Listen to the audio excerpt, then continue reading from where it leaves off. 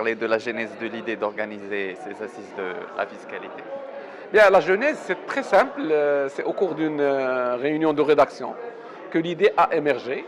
Et tout de suite, on l'a rapidement adoptée. On s'est dit que c'était un peu dans les gènes du groupe Le Matin d'accompagner ce genre d'événement. Et donc nous avons pris notre bateau de pèlerin et nous avons pris contact avec la Direction générale des impôts qui nous ont accueillis à bras ouverts et qui nous ont encouragés. Nous avons aussi rencontré le président du comité scientifique préparatoire, le professeur Brada, qui a été aussi agréablement surpris que l'on s'intéresse à ce sujet et qui nous a donné un sacré coup de main. Et puis nous avons aussi associé le conseil de l'ordre des experts comptables qui ont joué le jeu, qui ont participé avec nous. Et pour boucler la boucle, on a rencontré les gens de la CGEM qui eux aussi étaient partants pour ces petits déjeuners débats. Et donc l'idée pour nous, c'est-à-dire on a arrangé avec toutes ces institutions le cadre.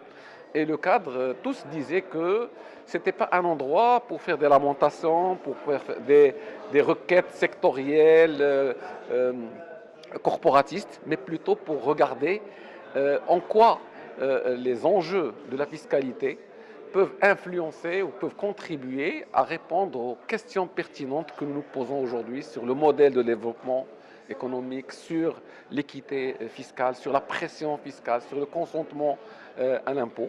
Et de ce fait-là, donc, on a organisé les 4 petits déjeuners. Le premier était un peu pour planter le décor, c'était les principes généraux, en fait le bilan des précédentes assises et les perspectives et les attentes des assises à venir. Et vous avez vu le résultat, qu'on a eu un débat très très riche, on a eu beaucoup d'interventions. Nous avons aussi fait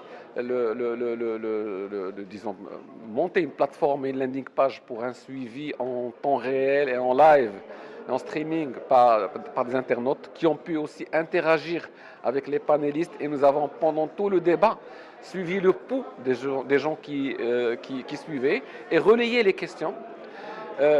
Nous avons donc le prochain, ce vendredi prochain, ici même au Hayat, nous avons le deuxième petit déjeuner débat qui sera consacré aux libéraux, aux commerçants et à la TPE. Ce sera en arabe. Le troisième panel, le 12 avril, traitera cette fois-ci de la finance locale, de la finance des collectivités locales et de la finance de proximité. Et d'ailleurs, il y a eu aujourd'hui une recommandation qui serait de fusionner, disons, dans un même cadre, dans un même code général des impôts, et les impôts locaux et les impôts d'État. Il faut rappeler qu'il existe aujourd'hui 27 impôts locaux et que les gens se perdent et que parfois, on peut avoir des avantages en étant investisseur, mais en retrouvant tous ces impôts locaux, on retombe dans une pression fiscale. Il y a aussi des demandes de réforme de certains impôts comme la taxe professionnelle qui est plus ou moins antinomique puisqu'elle taxe l'investissement. Plus vous investissez, plus vous payez la taxe professionnelle. Et le dernier panel, le dernier petit déjeuner débat sera consacré à la relation entre fiscalité et nouveaux modèles de développement. Justement par rapport au rôle des médias pour accompagner cette dynamique de réforme fiscale au Maroc. Écoutez, pendant tout le débat, on a parlé de consentement à l'impôt. On a parlé de pression fiscale. On a parlé de demande ou de souhait du contribuable de comprendre où va son argent et à quoi il sert. On a parlé du fait qu'on ne peut pas dissocier la fiscalité de la société et des faits de société. Et donc les médias ont un rôle de sensibilisation, d'explication, de vulgarisation, d'information. Et nous jouons en tant que groupe Le Matin humblement une partie de ce rôle. Et d'ailleurs c'est pour ça que nous avons décidé de ne pas rendre ces petits déjeuners débats exclusifs. Nous avons donné le signal Internet à tous ceux qui l'ont demandé. Nous avons invité toute la presse nationale à assister. Et c'est un peu de cette manière, nous estimons que, d'ailleurs, la réussite de ces assises ne pourrait être que si les médias, si elles sont véhiculées, que si elles sont portées, si les résultats sont portés à la connaissance de l'ensemble. Dernière question, c'est par rapport aux attentes sur les troisièmes assises de la fiscalité. Alors, nos attentes, j'ai plusieurs casquettes. D'abord, nous sommes un groupe industriel d'impression et un groupe de médias.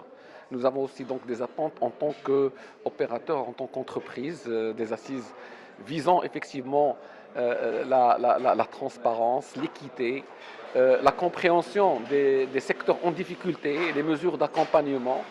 Euh, Nous avons aussi donc en tant que médias, cette fois-ci, nos attentes, c'est que ces assises débouchent sur réellement ce qui est attendu.